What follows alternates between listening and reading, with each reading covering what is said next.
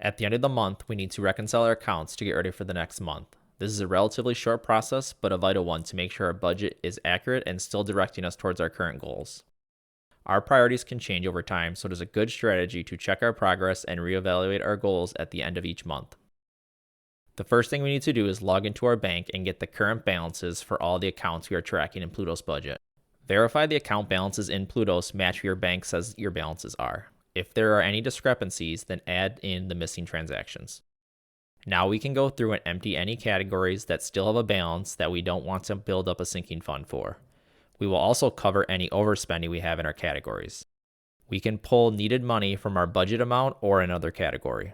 If your account balances match, you have no overspending of budget dollars and no negative balance in any category, then you are ready to move on and start allocating your dollars into the next month.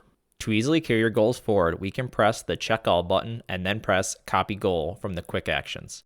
You can also manually edit any category's goal individually by tapping on that category and then pressing Budget. Each month, we can tweak our goals as necessary to more accurately match our real-life spending while making sure our goals are not surpassing our actual income for the month. Thanks for watching.